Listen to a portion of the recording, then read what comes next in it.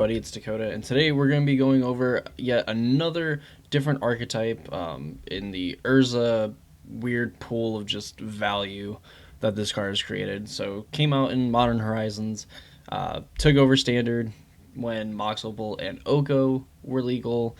Is still finding different versions of the deck post ban, which I think is at least like a few months ago at this point. So, what is this deck trying to do? Well, it's Uroza, is what people are calling it. It's basically like the Teamer Urza decks, except you're really just playing like Galvanic Blast and some red sideboard cards. Uh, Basically, what this deck does that the other ones don't do, it doesn't play the Thopter Sword combo, but instead plays Uro of Titans, Titan of Nature's Wrath, which is a card that we all know is a pretty busted card and just really powerful just on his own in conjunction with Urza, Lord High Artificer, who doesn't need any introduction, can make a big body, create a bunch of mana, and then let you cast multiple spells in a turn when you're empty-handed, essentially, or at least has the potential to draw you extra cards in a way and cast those spells for free. So the idea of this deck is that you're more interactive than a lot of the other Urza decks, like the Demir Urza decks. Like you can play Thoughtseize and you interact that way, which is very proactive.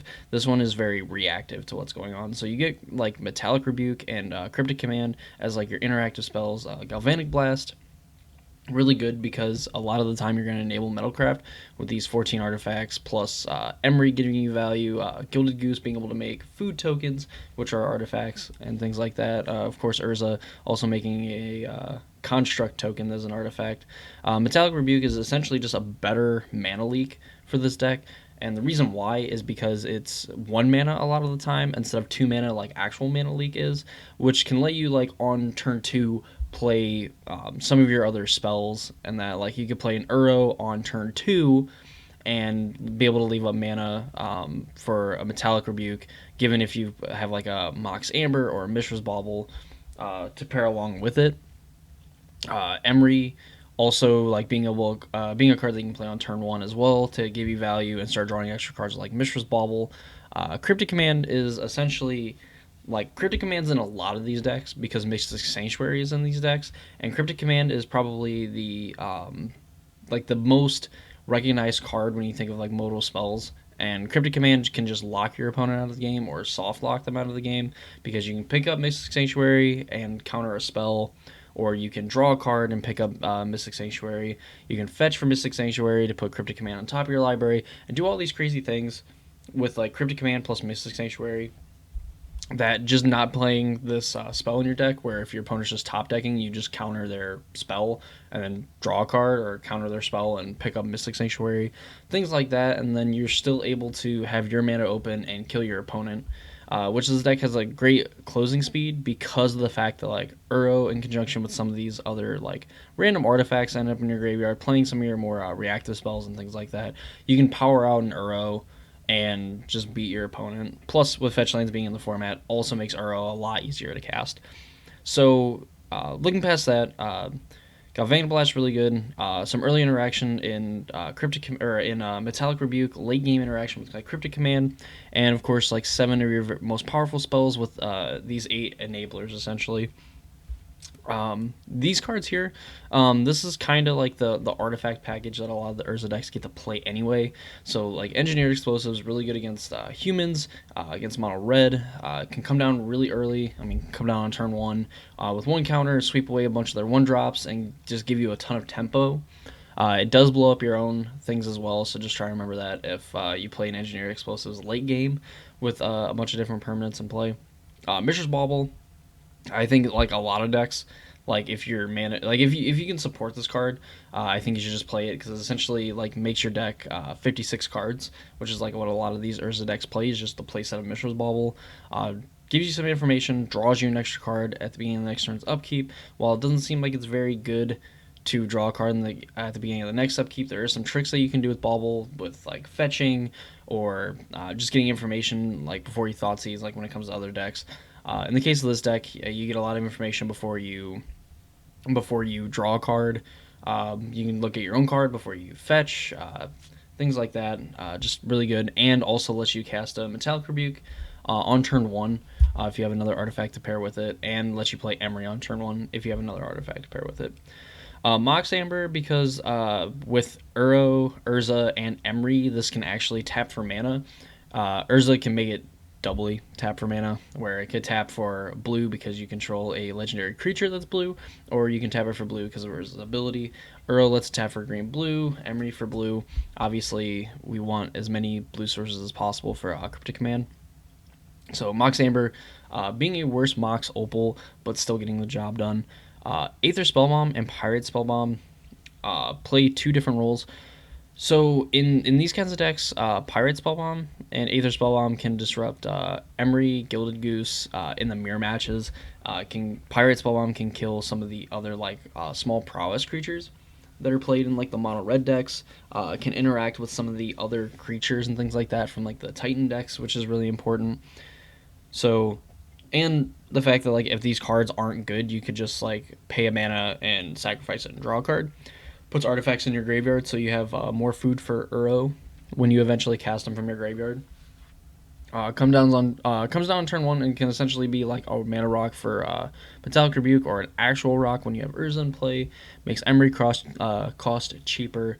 So just a lot of things that these two cards can do.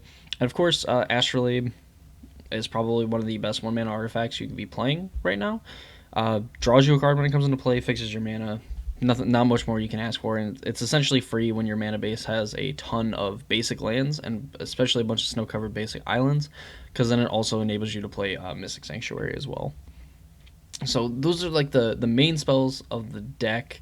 Really what you're trying to do is just land an Uro or an Urza, and then eventually you can either value your opponent out, or you just obviously beat them to death with Uro and just leave up permission like the rest of the game.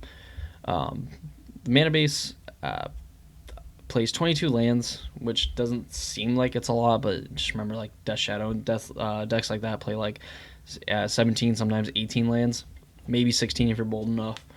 But like Breeding Pool, Steam Vents, and then Mystic Sanctuary, some snow-covered lands.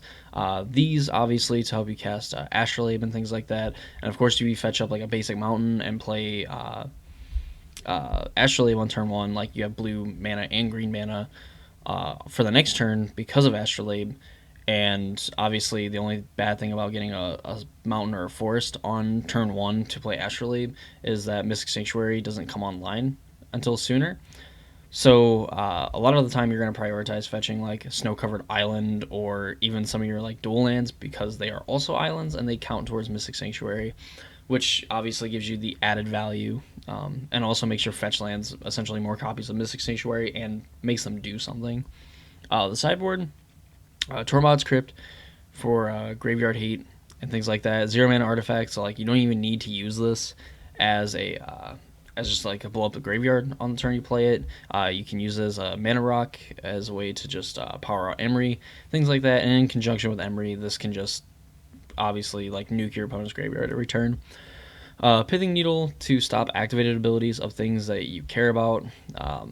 I don't think this stops their mana abilities. Yeah, so it doesn't. It stops Urza's ability to shuffle your library and cast a spell after you exile the top card, but it doesn't stop the mana ability on it. So Pithing Needle just can deal with some like problematic things from like the Titan decks and things like that. Veil of Summer, because 1-mana Cryptic Commands are really good when your mode is Counterspell, draw a card. Aether Gust counters quote-unquote uncounterable Titans from a Cavern of Souls.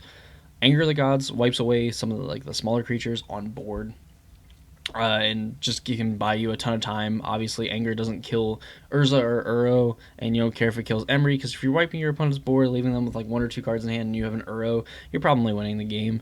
Blood Moon, again, against the Titan decks, even though they don't have Once Upon a Time, Titans are still really good. Mystical Dispute, another 1-mana leak, where efficiency is king in Modern. Mystical Dispute, the worst of the two compared to Metallic Rebuke, but Mystical Dispute is still really good when it's a 1-mana counter. Tireless Tracker just gives you a ton of value that is hard for your opponents to beat, and when you're ramping, pseudo-ramping with cards like Uro and Gilded Goose, and even being able to play like Mox Amber and things like that. You can power out a tracker on like turn 2, and then just from there like use your fetch lands to just create 2 clues a turn that also make artifacts that care that your Urza token cares about and that Metallic Rebuke cares about, because then you can just cast that card for 1 mana essentially.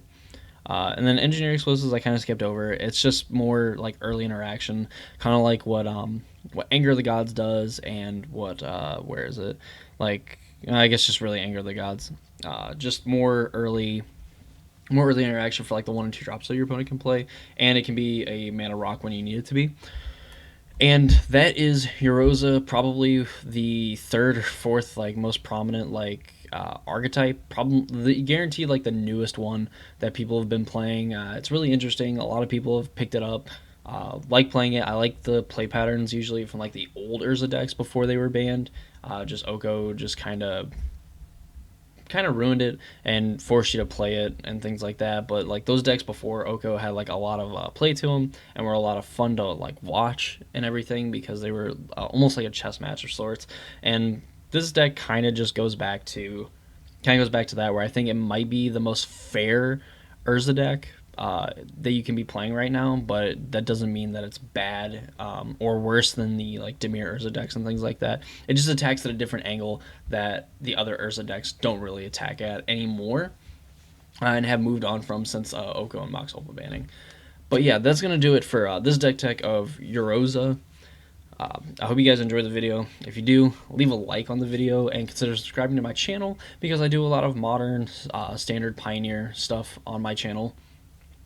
Going to get back into it more next week. I don't think there's going to be a deck tech, because I think Modern's pretty stagnant right now. Obviously, not many events running, so I think I'm going to be diving more in depth and like play patterns and like strategy of like certain decks that I think are the most popular in the format, and decks you want to be play to beat them, or decks that you play to beat when you're playing those certain decks. So something to look out for. But anyway, that's gonna do it for this video. I hope you guys enjoyed, and I'll see you in the next one.